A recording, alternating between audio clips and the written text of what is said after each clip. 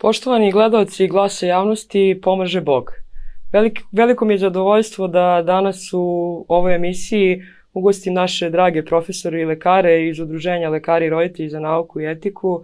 Sa nama su profesor dr. Valentina Arsić-Arsenijević. Pomaže Bog, profesorka. Pomaže Bog, Nado. Hvala na pozivu. Hvala vama. I primarijus dr. Milan Roganović, specijalista ORL. Pomaže Bog, doktore. Nado, hvala na pozivu. Hvala vama što ste došli čak iz Čačka. Pa evo, tema ove emisije će biti pravoslavlje i medicina i naravno napravit ćemo mali osvrt na aktualna dešavanja vezano i za obraćanje njegove svetosti patrijarha Porfirija povodom Europride-a, kao i na same litije, jer kao što znate naše udruženje Lekari i roditelji za nauku i etiku je član i krovnog udruženja Ujedinjeni za tradiciju i porodicu, koje stoji iza ovih svenarodnih litija, naravno organizaciono. Da pomenem još jednom, iza nas, ja stalno govorim, iza nas stoji Bog, a ispred nas stoji krst. Ali u nekom organizacionom smislu svi smo mi tu zajedno. Pa ako se slažete, doktore Milane, da prvo profesorka Valentina kaže neko svoje iskustvo. Mene zanima, kada ste se odlučivali za profesiju lekara, koji su vaši motivi bili? Hvala na pitanju. Profesija lekara jednako je humanost. To je meni bila uvek ključna misao, a onda, pošto ja nisam baš samo lekar, već se bavim i naukom, s obzirom da sam kao jedno dete iz unutrašnjosti, sudbina je tako htela da postanem redovni profesor na fakultetu od nacionalnog značaja, dakle Univerzitet u Beogradu. Svi fakulteti koji pripadaju njemu su institucije od nacionalnog značaja. I na tom istom fakultetu sam počela da se bavim i naukom. Dakle, nauka je, sa druge strane, traganje za istinom. Dakle, medicina kao disciplina koja ima glavnu ulogu da pomaže ljudima i da ima humani odnos prema čoveku, ima jedan svoj drugi segment, a to je da se određenim naučnim dostignućima utvrđuju koje su to metode koje će pomoći, dakle biti od koristi, a pritom neće naštetiti. Dakle, primum non nocere je ključni postulat medicine, dakle primarno je ne naškoditi. I to je negde meni u stvari bila velika satisfakcija, jer je nauka nešto što daje dinamiku, što pokreće i što postavlja pitanja. I u tim vodama u kojima sam ja gotovo 40 godina, ako uključujem i onu godinu kada sam upisala medicinski fakultet, to je jedan zaista dinamičan proces gde sarađujete sa svojim kolegama, ali i također proces gde vi imate za glavnog saradnika, u stvari pacijenta, onoga kome vi pomažete. I ta dvosmerna ulica o kojoj ja uvek govorim, kako kada su studenti u pitanju, tako i kada su pacijenti u pitanju, je ključna. I kada osetite njihovu zahvalnost i svoje zadovoljstvo da ste nekome pomogli, olakšali tegobe ili rešili problem trajno, je nešto nezamenjivo za mene lično, a verujem i za veliki broj mojih kolega i naravno budućih kolega mojih studenta. Hvala vam. Doktore Milane, isto pitanje i za vas. Da, pitanje je potpuno na mestu i aktuelno, vrlo aktuelno. Ja mislim, svako od nas preispitujući sebe uvek mora da ima razlog zašto nešto radi, odnosno da nosi u sebi ta neka osjećanja koja će ga držati na pravom putu, bez obzira o kom poslu se tu govorilo. Ja kao dete, odnosno srednjoškolac, kada sam se odlučivao kojom ću se profesijom baviti, nisam mogao sebe da spoznam kako bih danas to uradio. Međutim, nekako ta poznavanje, odnosno osjećaj prema drugim ljudima u smislu želje da nekome pomognete, da saosećate se sa drugima, da shvatate probleme, tegobe drugih ljudi, pogotovo kad se radi o bolesti, nekako su ne samo mene, nego nas nekoliko iz generacije držalo u tom razmišljanju da treba dati sve od sebe kroz tu nauku, kao što profesorka kaže, a medicina to zaista jeste i to ozbiljna nauka, približiti sve to, iskoristiti ta sva znanja i činjenice i onda koristeći sve to sa naučnim dokazima, koristeći se naravno i tom maksimum da ne treba naškoditi ljudima, znači uložiti sve da pomognemo tim ljudima, jer patnje i bol su nešto što ljudi teško nose. To ih menja i fizički i psihički, pogotovo kad se radi o nekim ozbiljnim ili teškim oboljenjima. Tako da su ti motivi prvi bili kad smo se odlučivali za tako nešto. Međutim, kroz djelatnost svoju, kroz profesiju, kroz posao, sam tek shvatio dubinu ovog posla kojim se bavimo. Znači, to je zaista jedan poziv. To nije sa određenim radnim vremenom, to nije samo da ću ja pro forme primiti nekog čoveka ili mu savjetovati i dati neku terapiju, jednostavno tu mora biti jedna posvećenost. I s druge strane to pacijenti prepoznaju i onda se lako uspostavlja ono što je najvažnije, to je poverenje između lekara i pacijenta. Ljudi vide na koji način vi njima prilazite, na koji način se njima razgovarate, da li ih saslušate, da li razumete te tegobe. Jer svi su oni pametni, svi oni znaju šta je to kad vas neko sluša i kad neko posle razume te vaše ove tegobe. Najlakše je znači to profano odraditi, evo recept, ne znam nija, idi uzmi lijek i tako dalje, ali ja mislim da je najbitnije prvo razumeti čoveka, drugo naravno dati mu odgovarajuću terapiju i na kraju pokazati jedan vid razumevanja za probleme, bolesti u kojima se on nalazi. To je onda, ja mislim, pravi put na kojima se mi kao lekari nalazimo. Naravno, sve to mora biti uz neki Božji blagoslov i da shvatamo da je to ipak jedan uzvišena profesija. To je lekarski poziv, lečenje zaista je nešto što je možda najpotrebnije u jednoj društvenoj zajednici. A znamo i da je Hristos došao među nas da nas leči i telesno i duhovno. Znači to je ideal i primjer kako se mi treba da ponašamo u svojoj profesiji. Dobro, hvala vam. Evo sad jedno pitanje, s obzirom da sam iz ovih vaših odgovora zaključila da je primarno bilo ta, da kažem, zaljubljenost u čoveka kao biće celeshodno, pa me zanima vaše mišljenje šta se to desilo u prethodne 2 godine što nam je pokazao nama laicima, nama ljudima koji smo korisnici, da kažem, medicinskih usluga, šta se dogodilo, jednostavno kao da je se prekinula nit tako o kojoj vi pričate da vam je bila primarna kao lekarima i kao ljudima da se bavite uopšte tom profesijom. Da je nestao taj kontakt između čovjeka i lekara. Tako je, ta zapažanja su potpuno realna, dakle izgubilo se poverenje u medicinu i onda znate kada čovjek izgubi poverenje u jednog lekara, onda to je sinonim za sve lekare, što svakako nije bilo tako. Ovaj projekat Korona, za koji zaista svi već vidimo da je iz nekog centra diktiran, je za svoje glavne sluge u stvari imao lekare, nažalost, i novinare. Dakle, to su 2 profesije koje su se u velikoj meri, dakle, pojedini njihovi predstavnici, su se veoma obrukali jer su bili prosto slepi izvršioci nečega što niti je medicina, niti je novinarska profesija. I o novinarskoj profesiji ne želim danas da govorim, to treba kolege između sebe prosto da preispitaju ponašanja i svoj etički novinarski kodeks za koji znam da imaju. Ali kada su u pitanju lekari, ono što se dešavalo, ja sam definisala kao kontramedicina. Jer iz dana u dan, iz nedelju u nedelju, iz meseca, evo sad godine su prošle, mi smo u stvari shvatili da su bile nekakve preporuke i nekakva postupanja koja nisu nikada bila doktrina medicine. Dakle, nešto što mi nismo učili, a u jednom delu se dešavalo i nešto suprotno od onoga što smo učili i suprotno od onoga što zvanično stoji u udžbenicima. I to je naravno prvo zbunilo lekare, onda su se, moram da kažem ovako, moj utisak je bilo, formirale nekakve 2 grupe. Oni koji su uvideli problem i rekli pa dobro, ali šta ja tu mogu? Mislim, kako kažu, sila je to, pa sad radit ću kako mi se naredi. I postojala je jedna druga, nažalost manjinska grupa lekara koja se oduprla tome.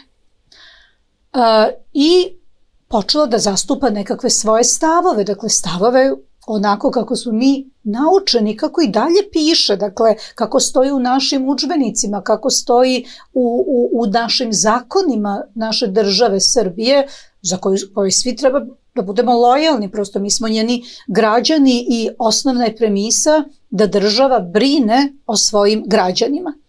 Kako se ta korona pandemija raspletala i kako su se prosto nekakve činjenice počele javno da prikazuju, a posebno saradnja sa našim kolegama iz inostranstva, jer mi smo vrlo brzo prosto slični sa sličnima počeli da komuniciramo.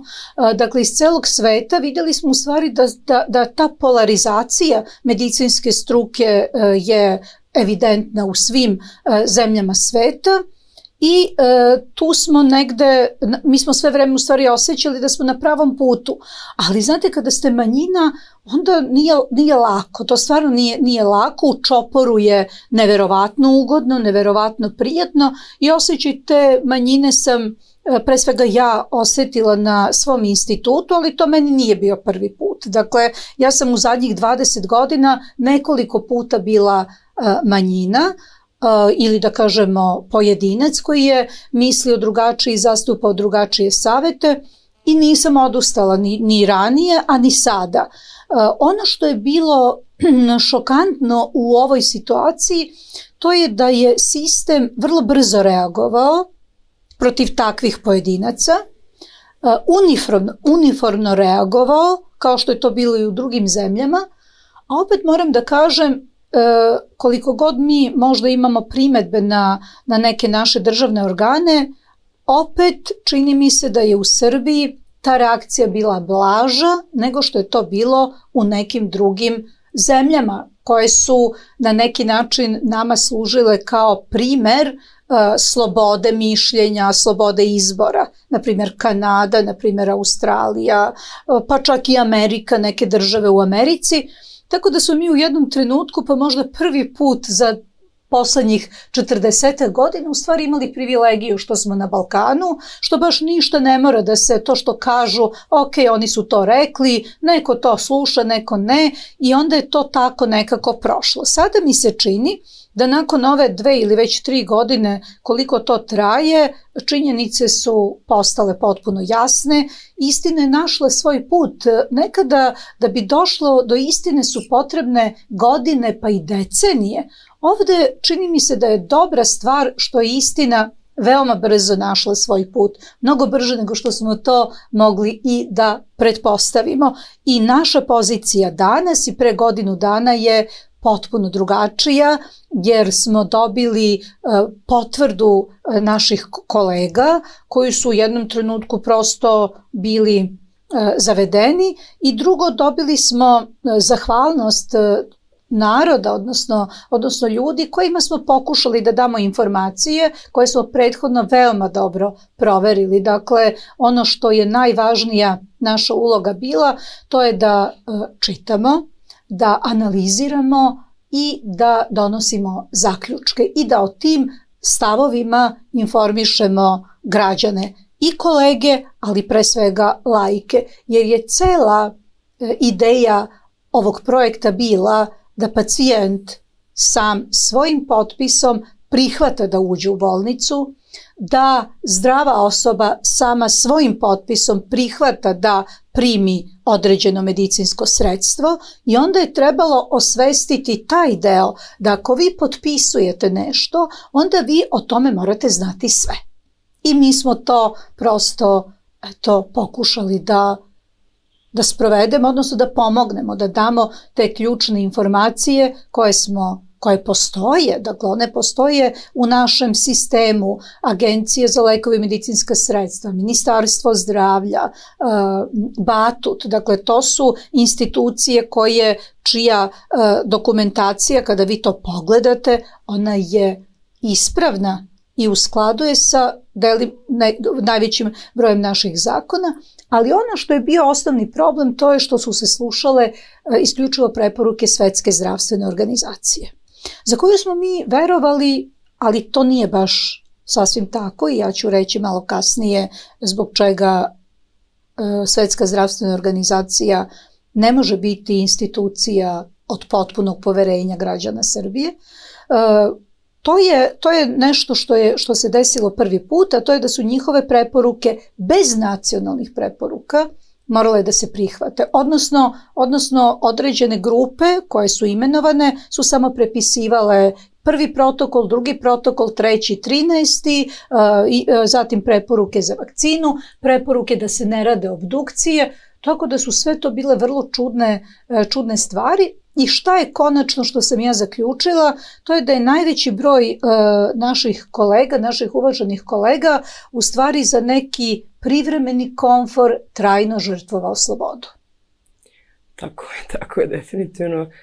Ono što smo mi primetili kao pravoslavni hrišćani jeste činjenica da kada smo gledali nastupe, i vaš nastup, i profesora Antovića, i doktora Borislava, i doktora Roganovića, negde se uvek moglo uvideti da je u pitanju jedna poruka koja je uvek, da su to u pitanju lekari koji su uvek nekako se oslanjali i na Boga.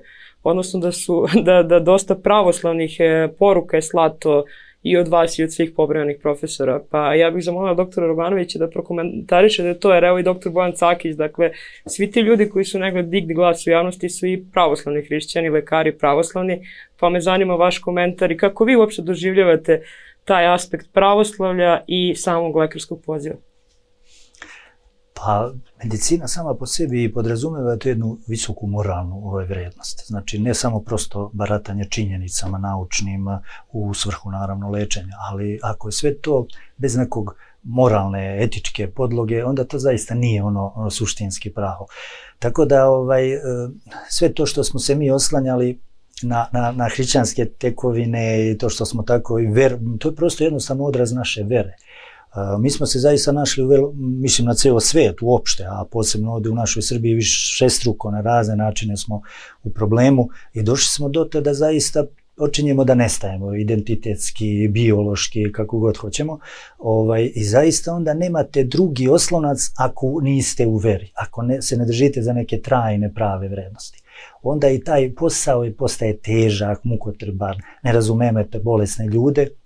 Međutim, ako smo utvrđeni ukoliko toliko u toj veri, ako shvatamo šta su zaista te naše prave vrednosti koje su nas vekovima očuvavale i činile nas, da kažem, i pametnijim, školovanijim i naprednim, onda zaista to su te hrišćanske vrednosti. Po meni danas, a evo, nabrojala si Nado sve profesori i doktore zaista koji su se javno u ovoj vremenu ove harange, ove neviđene koja postoji na svjetskom nivou, zaista skupili snagu da izađu sami pred lice javnosti, da kažu šta su zaista prave činjenice, da iznose svoje mišljenje i ono što oni osjećaju. To jedino može ako ste zaista uz Boga.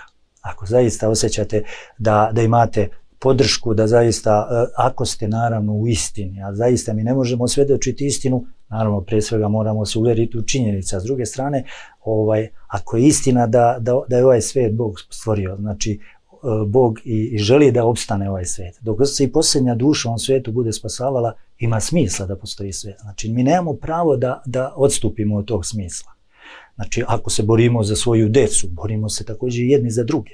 Ovo nije bila borba samo na nivou Srbije, ovo je na nivou čitavog čovečanstva. Jer zaista, evo kao što je profesorka sve lepo iznijela i sa čim se naravno slaže, to je zaista jedan globalistički plan koji jednostavno je iskoristio onu, da kažem, egzistencijalno jedno stanje čoveka, to je u stvari egzistencijalni strah od smrti, strah od bolesti, iskoristio je da nametne sve ovo što je profesorka rekla, znači neke neproverene, eksperimentalne, da ih nazovemo, vakcine, mada to zaista nema veze sa pravim vakcinama, da nametne jednu uniformnu jednomišlje jedno, znači da nema druge istine osim one koje nam oni serviraju.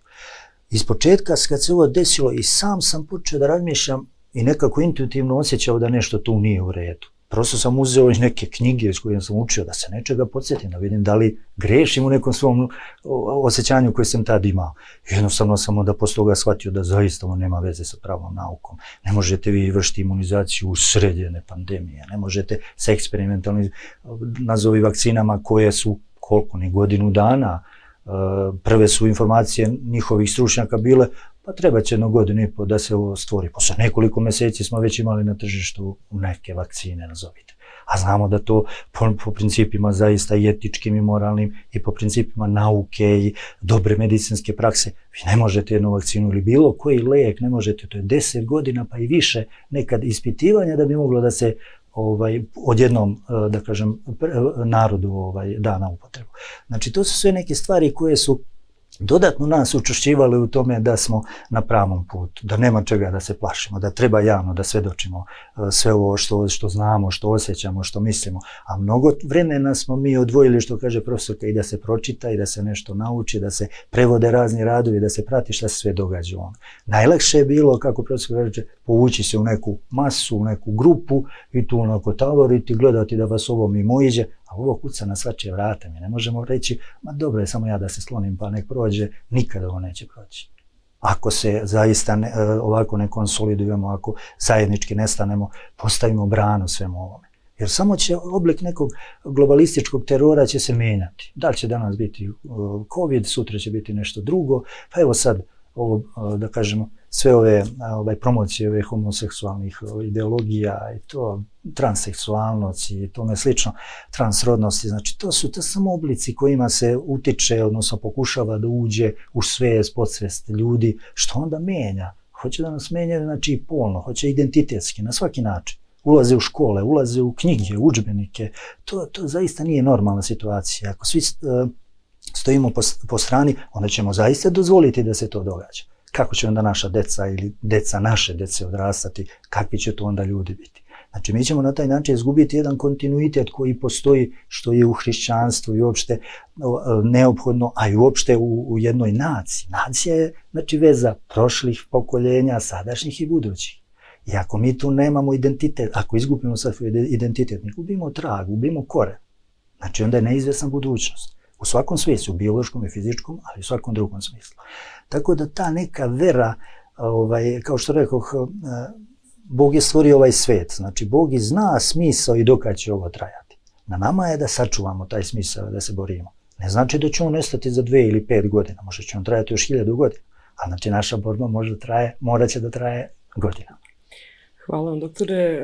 Profesor, kada vas pitam s medicinske strane, evo i vi kao naučnik, kakav je vaš stav povodom ovih rodova? Da li ti rodovi su sad pojavili, čuli ste i u Americi i Nemačkoj hoće da dozvole da deca do 14. godine ne budu ni jednog roda pa da mogu da se izjasne posle toga. Kakav je vaš stav po svim tim pitanjima? Ovako, mi smo imali situaciju da ono što je prirodno nije normalno, već je potrebno veštački da se nešto veštačkim putem da pa da bi bilo normalno i kod vakcinacije dece, a sada isto to imamo i kod pola. Dakle, imamo jednu agendu, potpuno sam saglasna sa doktorom Roganovićem, da je to u stvari jedan proces koji će dugo trajati i gde mi u stvari pozivamo ovim putem sve naše kolege koji slave slavu, da ne rade to pro forme, nego da se zaista zamisle nad tim svojim svecem koga slave i koji je zaštitnik njihove porodice i da se oslobode straha. Dakle, strah je bio glavno oruđe i za pacijente i za lekare. Mi koji smo se oduprli tome i pod pritisima i pod pretnjama i pod javnim masakrom koji sam, na primjer, ja doživela, mi smo se u stvari oslobodili straha i rekli smo, pa šta? Dakle, to je naš stav, mi za to imamo dokaze i mi ćemo te dokaze braniti i mi ćemo ih odbraniti. Naravno, ja imam svoj integritet, ja veoma dugo radim, ja za svoj rad imam određene radove, naučne doprinos i to je meni dalo sigurnost. Oni koji to nemaju, možda su zaista negde bili uplašeni za svoje pozicije i tako dalje. I šta je sada zajedničko tom jednom procesu? A to je nova normalnost. To je nova normalnost. I onda se mi pitamo, a ko je to definisao? Ko je to potvrdio? I na bazi kojih činjenica se menjaju naši udžbenici biologije, na bazi kojih činjenica se menjaju naši protokoli imunizacije, ko je taj ko može da objasni da jedan genotip XX koji određuje ženski pol i ženski fenotip može u nekom periodu tokom života da se promeni, a da pritom to nema duboko teške posledice za tog pojedinca, ali i za njegovo okruženje. Jer mi nismo sama bića na ovom svetu.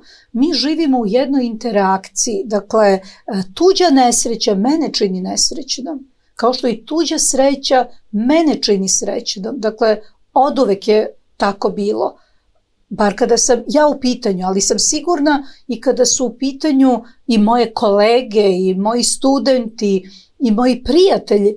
I sada mi se ovde dovodimo u situaciju da jednu pogrešnu, nebiološku situaciju treba da prihvatimo.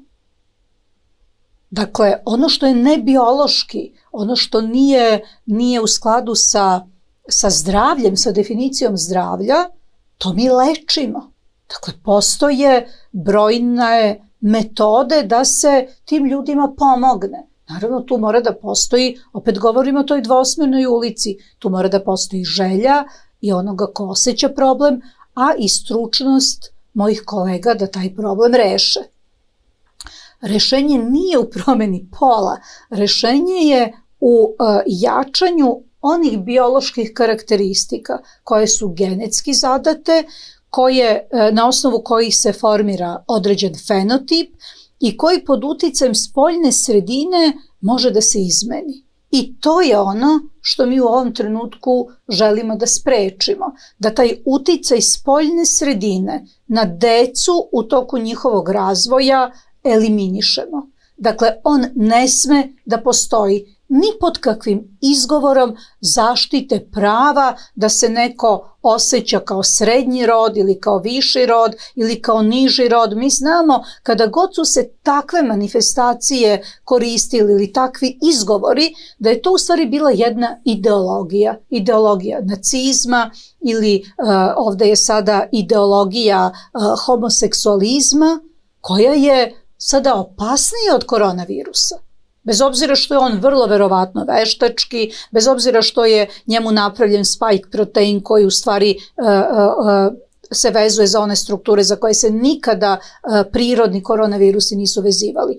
Dakle, ovo je, mislim, vrlo važno za gledaoce vaše televizije da shvate da je ova situacija daleko, daleko opasnija od COVID-19 bolesti i od koronavirusa koji je napravljen u laboratoriji. U tom smislu, lekari, moje kolege koje rade sa pacijentima i roditelji moraju da još jednom budu veoma, da nadgledaju sve što se dešava kada su u pitanju njihova deca. Jasno, razumem. Hvala na odgovoru. Doktore Milane, vi se bavite bioetikom, ovako to vam je da kažem onako sfera interesovanja.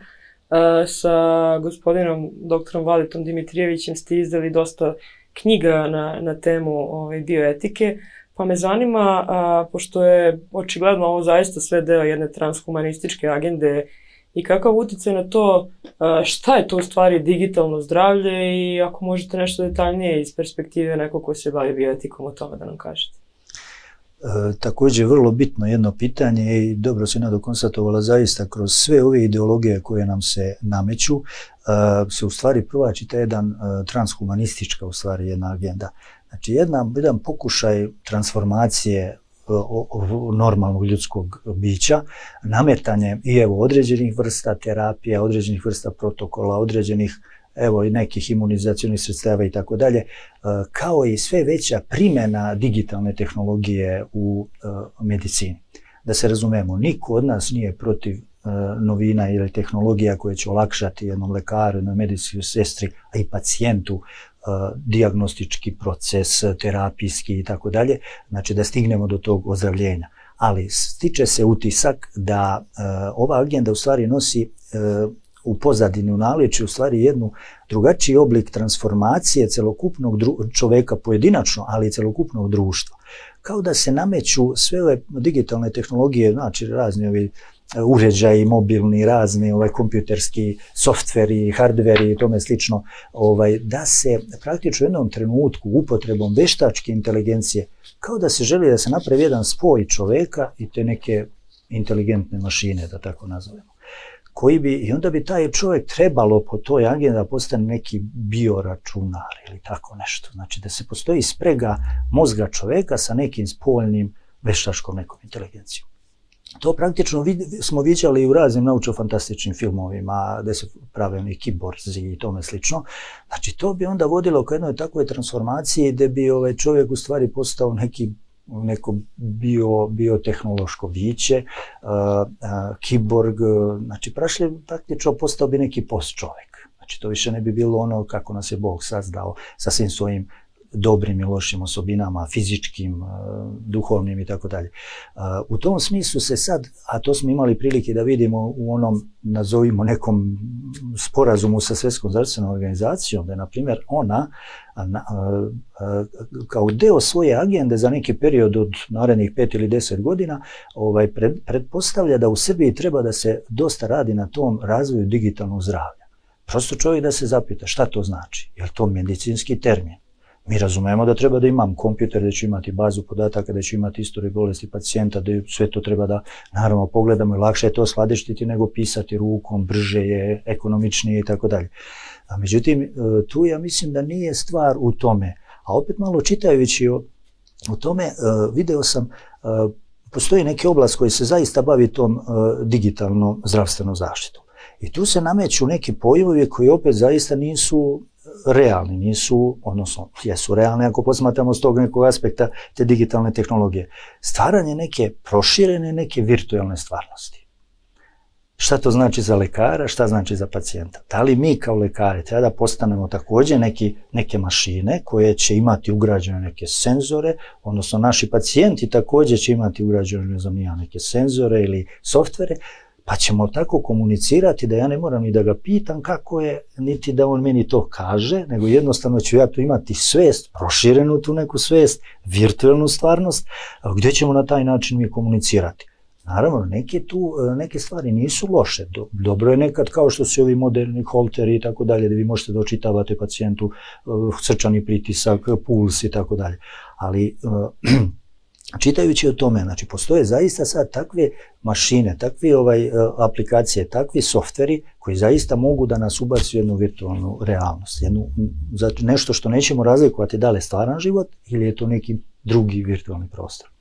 A da nije ovo priča koja tek tako, da kažem, je neka fantastična, ja ću samo radi opšteg ovako saznanja ljudi, podsjetit ću samo na to da je na jednom od, možda i na posljednjem ovom Svjetskom ekonomskom forumu koji se u Davosu inače godišnje održava, pa jedan od vodećih njihovih intelektualaca i omiljeni, da kažem, savjetnik Klausa Schwaba, izraelski istoričar Harari, on je razmišljajući o tome i u svojim knjigama opisivao neko distopijsko društvo u kome će postojati neki višak bezvrednih nekih ljudi.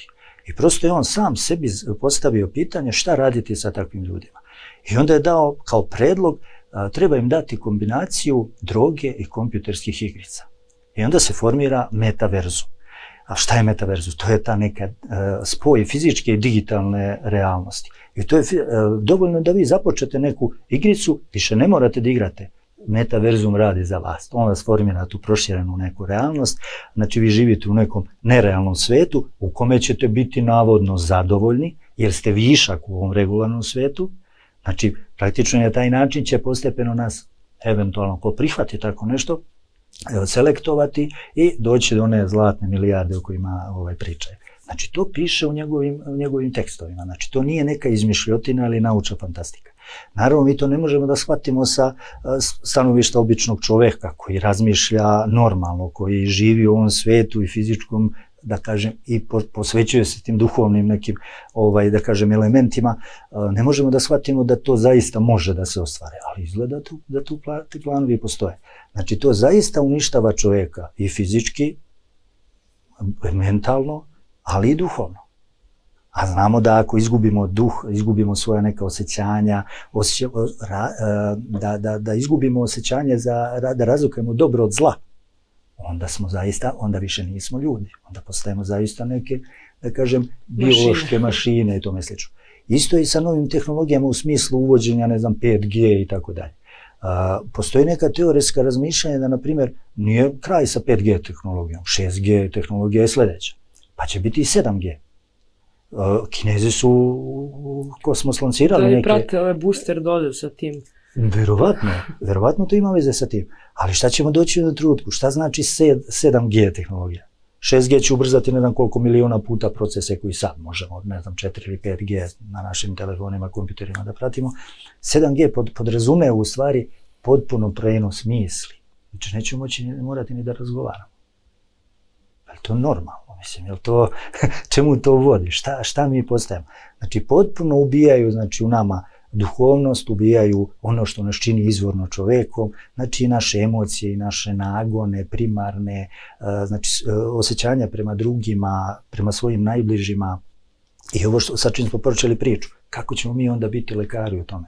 Gde je to onda ljudsko saosećanje sa pacijentom, ako postanemo mašine? Znači mi treba da zahtevamo da medicinski fakultet isključivo dozvoljava upis ljudima koji su neke verske orijentacije, koja je priznata kao konfesija. Mislim da bi to možda bilo rešenje, tradicionalno. Da. Dobro, rekli bi da smo onda diskriminišemo ostale. Očigledno suprotno. Ali samo treba razmišljati o nekom zakonodavnom okviru. Ali ima neki uslov moralni za medicinski fakultet za upis? Recimo na teologiji imate uslov, na primjer, da vam, barem kad sam ja opisivala, da nemate samo ubistvo u prethodna 4 kolena. Ili da imate dobar sluh i da možete dobro pevati, na primjer. Postoji neki takav... Ne, ništa. Treba uvesti to da razmislimo o varijantu. Ovdje se radi samo o tome da mi moramo da se borimo na pravo na izbor. Ja neću da me neko unapređuje da postajem neki super čovjek tamo. Znači, hoću da ostanem ovo što jesam. I da ne budem sutra diskriminisan, ne ja, nego svi mi koji tako razmišljamo, da ne budemo sutra diskriminisani u tom nekom budućem posthumanom društvu. To je ono, znači mora, ako već bude išlo u tom pravcu, ako ne možemo tome da se suprotstavimo, ali samo da se pravi razlika. Imaš pravo da biraš, pa hoćeš li tako ili nećeš. I potpuno si ravnopravno društvo. To je onda možda prihvatljivija varijanta. Ali zaista ovo drugo stvarno čupa iz nas onu ljudskost. Da, slažem se s vama, apsolutno. Profesorka, malo čas ste pričali o Svetskoj zdravstvenoj organizaciji i ono što je, čini mi se, onda dobro iz cele ove priče oko COVID histerije, ako mogu tako da je nazovem, jeste da smo mi shvatili šta je SZO, da to nije nikakav drugo lice Boga, nego da je to jedna, koliko vidimo sad svi, privatna organizacija koja se jednostavno nametnula kao nekakav zaštitnik čovečanstva, a pokazala je u ovoj pandemiji da joj zdravlje očito nije primarno.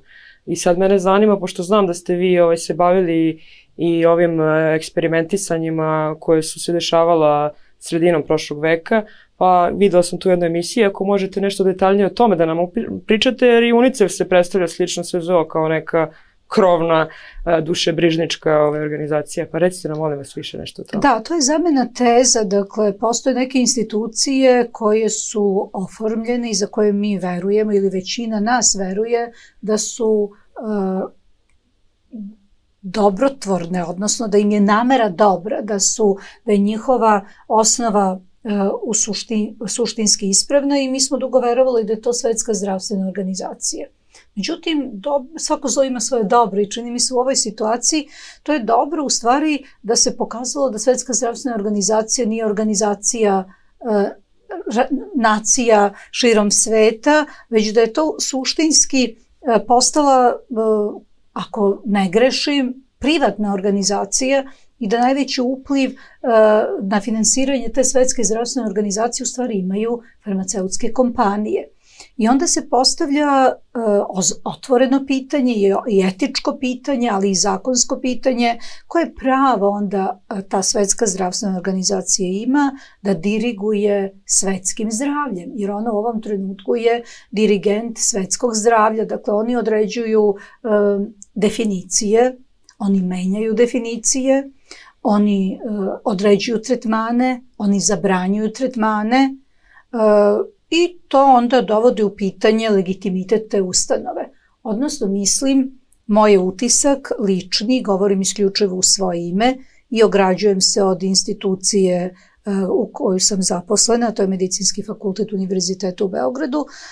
Moje duboko uverenje jeste da je Svetska zdravstvena organizacija izgubila svoj legitimitet. i da mi mora da se vratimo svom nacionalnom zdravlju. Dakle, potrebno je da mi ovde, koliko god nas ima, se udružimo i da brinemo o svojim nacionalnim interesima.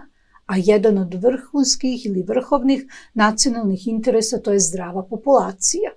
Pre svega zdrava deca, ali i zdravi ljudi koji su radno sposobni, pa konačno i zdravi penzioneri, naravno, ali tu bi zaista napravila jednu ozbiljnu gradaciju i jednu ozbiljnu hijerarhiju. Drugo, mentalno zdravlje je iznad fizičkog zdravlja, dakle, ili je makar u vrlo ozbiljnoj korelaciji. I sada kada je postavljeno pitanje vezano za ulogu Svetske zdravstvene organizacije sredinom prošlog veka, ja prvi put sada javno iznosim podatke za koje mislim da bi svi studenti morali da budu o tome informisani. Dakle, ovo je jedna knjiga ili kako se zove zbornik iz Biblioteke Higijenskog instituta Narodne Republike Srbije, objavljen 1959. godine, nakon sprovedene akcije suzbijanja mikoza pod nazivom Mikozno oboljenje u Srbiji, savremena akcija na njihovom suzbijanju. To je jedna kampanja koja je sprovedena od 1950. godine, 51. do 59. godine, u okviru koje je bilo obuhvaćeno oko 50.000 dece u Srbiji, isključivo u Srbiji, dakle, bez obzira što smo tada bili Jugoslavija. To su bila deca koja su imala tineu capitis ili gljivično oboljenje dlake kapilicijume.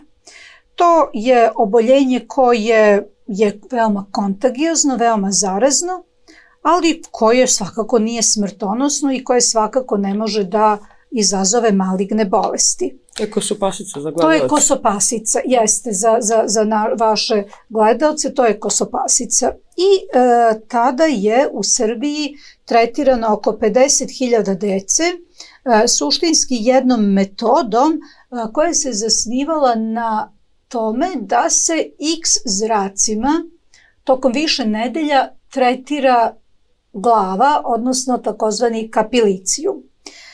I tada je ovakav letak objavljen, ali pošto je teško da ga pročitate, ja ću vam reći... Molim samo da zoomirate, molim vas, profesorka, ako možete samo da zoomirate knjigu.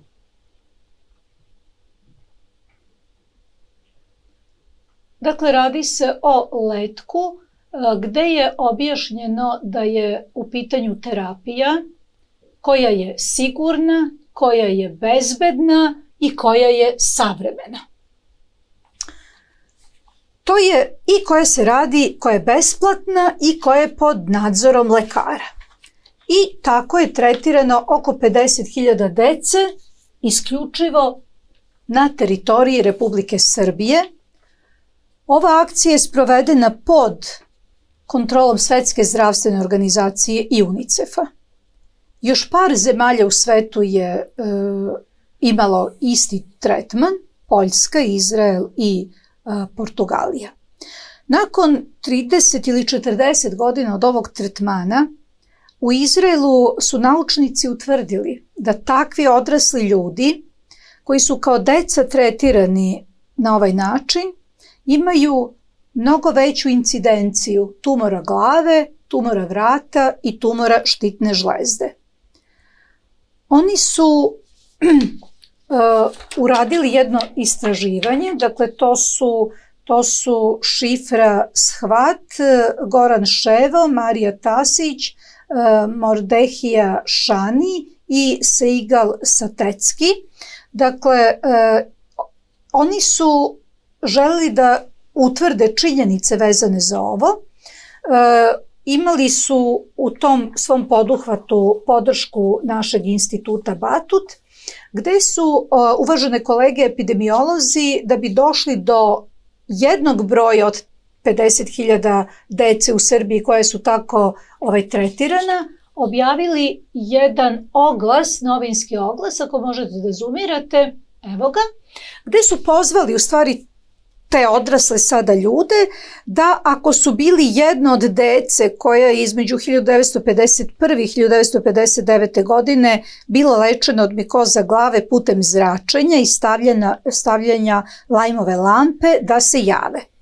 Određen broj je odgovorio na taj poziv i kao rezultat analize je publikovan rad u prestižnom svetskom časopisu Lancet Infectious Diseases 2010. godine. Dakle, rezultati ovog istraživanja, podaci naučni pokazuju da su i kod ovih osoba višestruko bili češći tumori glave, tumori vrata i tumori štitne žlezde. Zašto je ovo važno? Zato što je ovo dokaz da se istorija ponavlja, da su određene metode koje su neproverene bile, a zaboravila sam da kažem da je samo godinu dana nakon 1957. u stvari u toku ovog procesa već uveden efikasan lek koji se zove Griseofulin i koji dan danas naši lekari, dermatolozi koriste za lečenje mikoza kod dece.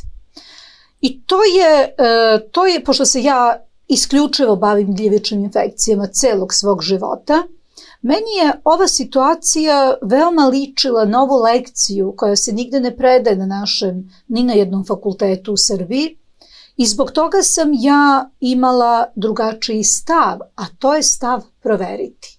Dakle, zato sam proverila određene preporuke i pored toga što sam bila potpuno sigurna i potpuno saglasna sa ovim što je dr. Roganović rekao, a to znaju i sve moje kolege, da nijedan lek koji treba da se primeni ne može da uđe u kliničku praksu, u rutinsku kliničku praksu brzo. Dakle, uvek je potrebno neko vreme.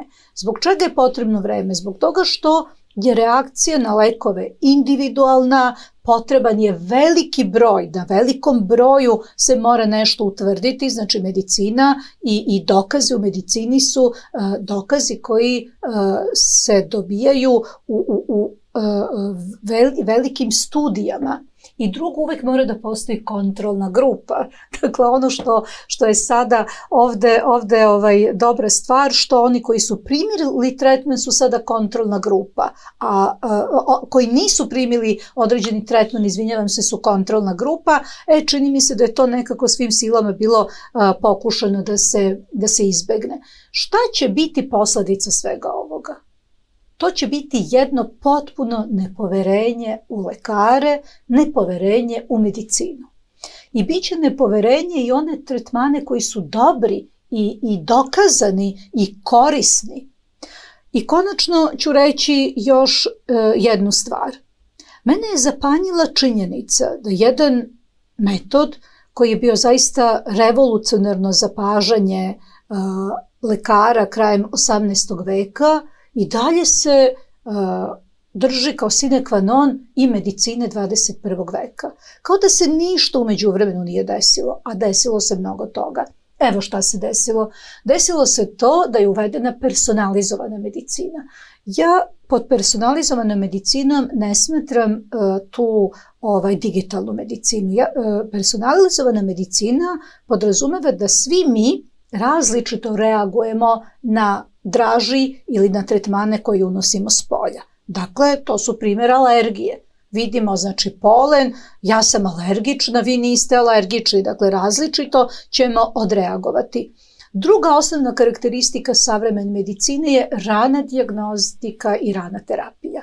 Dakle, govorimo o obolelim, a ne o zdravim ljudima. Zdravim ljudima je savjet da zdravo žive, da se sinhronizuju sa prirodom, sa vazduhom, sa zdravom vodom, sa zdravom hranom i sa zdravim mentalnim razvojem. Ovo je fantastično što je dr. Roganović rekao, znači to je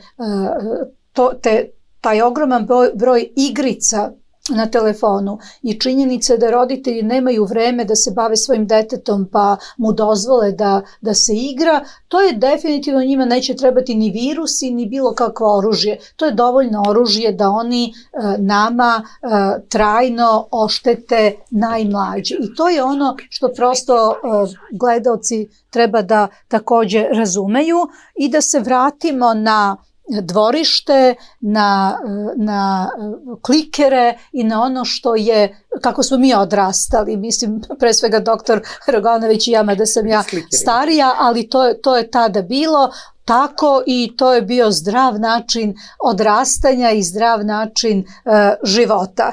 A medicina treba da bude rana dijagnostika i rana terapija, dakle screening, što pre započinjanje. Mi imamo ogroman sada već broj antivirusnih lekova. Dakle, mislim, skoro svi infektivni agensi se leče. Drugo, imamo izvanredne antitumorske lekove. Takođe je to već dokazano, mislim, razvojem medicine. Ono što je, a to će kolega možda i svakako je kompetentniji, to je enorman porast alergija. Evo, vi radite verovatno 30 godina u tom uskom polju delovanja. Mi imamo neverovatan porast alergija, pa i nekih drugih oboljenja, kao što je, na primjer, autizam, koji je ranije bilo bolest koja gotovo i da nije postojala, rodi se zdravo dete, dakle potpuno funkcionalno i tako dalje, a medicina za to nema odgovore ili, što je još gore, čini mi se da daje netačne odgovore. To je ono gde mi moramo da se založimo, dakle da imamo zdravu decu, da imamo zdravu naciju i da se odupremo. Dakle, ovo je borba, nismo mislili da ćemo za godinu dana da završimo ove naše aktivnosti, međutim, evo, shvatili smo da će to trajati i da to prosto više nema dileme, znači mi moramo da sačuvamo i mi treba da pomognemo u stvari. Mi smo se, ako se sećate, mi smo slali dopise i Ministarstvu zdravlja i Srpskoj pravoslavnoj crkvi da nas angažuje naše stručnjake, odnosno da pomognemo, jer nije lako, nije ni lekarima bilo lako da razumeju sva ova dešavanja, ali u tom timskom radu, u toj nekoj interakciji, evo i dalje, dakle mi smo otvoreni svima koji žele da naše znanje, iskustvo i pre svega dobre namere prenesemo, mi smo tu. Hvala vam, profesorka, na ovom detaljnom obrazlaganju. Samo da pitam, doktor Milana žuri ide u emisiju, pa da iskoristim samo da vas pitam za kratak komentar na litije 11.9. i vaša poruka našim gledalcima vezano za to i kakva je reakcija na patrijarhovo glasno govorenje i stajanje uz narod na neki način. Da, ja mislim da je ovo što se patrijarh, da kažem, oglasio, zaista sad daje jedan pun smisao svojoj ovoj borbi, jer uvek su naši crkveni velikodostojnici bili kroz teška vremena kroz koje je srpski narod prolazili, uvek bili uz narod, na čelu, evo, i seoba i svega onoga što nam se dešavalo kroz istoriju, tako da ja mislim da sada zaista svenarodni skup, ove litije koje, evo, već nekoliko puta se održavaju, ne samo u Beogradu, nego i u drugim gradovima, evo i kod mene u Čačku je bilo i Valjevo i razni drugi gradovi, da to sad dobija zaista onu punoću koju treba da imaju. Ja se iskreno nadam, i evo pozivam i patrijarha da će stati na čelo litija. Daj Bože. Hvala vam puno što ste učestvovali. A naravno i pozivam ljude da se u što većem broju, našu braću što većem broju i sestre okupimo u nedelju 11. Hvala vam puno na tome. Profesorka, zanima me vaše mišljenje, da li ste očekivali da će se patrijarh Porfirije oglasiti povodom litija i povodom podrške uopšte narodu i protiv Europe-Light? Pa dobro, dakle, narod je crkva, porodica je mala crkva, očuvanje tih porodičnih vrednosti predstavlja u stvari očuvanje i naše svete Srpske pravoslavne crkve. U tom smislu mene raduje što se oglasio i patrijarh, ali mislim da je ključno bilo što su se oglašavali velikodostojnici tokom sve vreme trajanja ovog narodne molitve. Dakle, ta narodna molitva je očigledno bila uslišena i ja sam potpuno mirna i zadovoljna takvim razvojem događaja. Verujem da će i sledeći molitveni hod koji će biti u nedelju 11. septembra u 18 časova ispred Patrijaršije, a koji treba da se završi ispred Hrama Svetog Save, biti još veličanstveniji događaj nego što su bile prethodne dve litije, mada su one, čini mi se, svojom ispravnošću i ljubavlju koju je poslao svetu i jednom mirnoćom u stvari pokazale pravu sliku građana Srbije. Da je to u stvari narod koji samo želi da sačuva ono što su mu preci ostavili i da se ne posrami pred budućim generacijama. I ovo je istovremeno poziv i drugim veroispovestima da nam se pridruže. Pravoslavni vernici imaju najveću odgovornost jer oni čine najveću populaciju Republike Srbije. I zbog toga je prosto na nama bilo da pokažemo da smo jedinstveni u tom cilju i toj želji i u tom nekom ispravnom stavu i pokušaju da se reše problemi ili možda da se spreče dublji problemi. Jer naš je cilj samo da zaštitimo decu i mlade, da se kod njih ne vrši indoktrinacija nekakvim novim vrednostima, nekakvim novim normalnostima, koja se na silu nameće Republici Srbiji koja nije član Evropske unije od članica Evropske unije. Nama to nije ni logično, ni normalno. Mi takvu njihovu normalnost ne prihvatamo, mi je odbijamo i možda još gore, mi to preziremo. Dakle, i prosto je vrlo važno da oni to razumeju. Znate, to bi bilo kao da ja silom sada hoću da uđem u vašu kuću i da se skidem gola i da vi kažete pa u redu je, mislim, šta sada? Pa ne može. To prosto tako nije. Srbija je jedna domaćinska zemlja, građani Srbije su zaista prihvatali uvek sve strance i sve koji su imali dobre namere. Pa prva sam ja 2017. godine dovela u Srbiju 1000 stranaca da u hotelu Crown Plaza diskutujemo o gljivičnim infekcijama.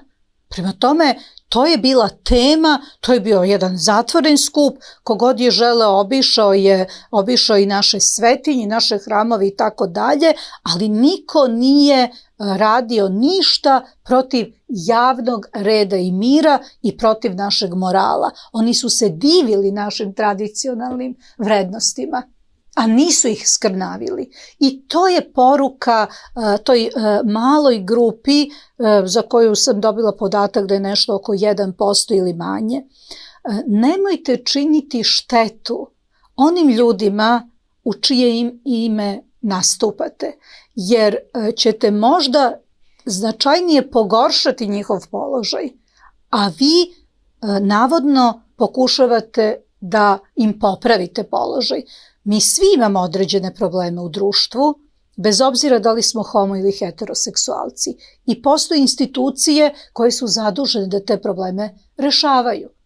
Prema tome, hajmo da prosto nastavimo naš suživot, poštujući vašu različitost, ali ćemo se ozbiljno suprotstaviti njenoj promociji i posebno promociji bilo koje vrste, a pre svega kada su u pitanju deci i mladi.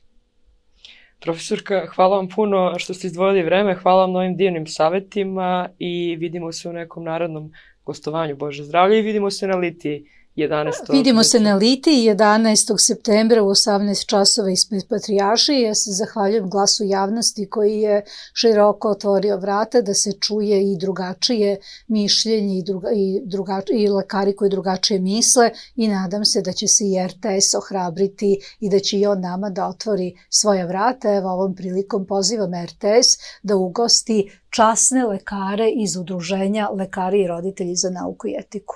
Hvala vam puno.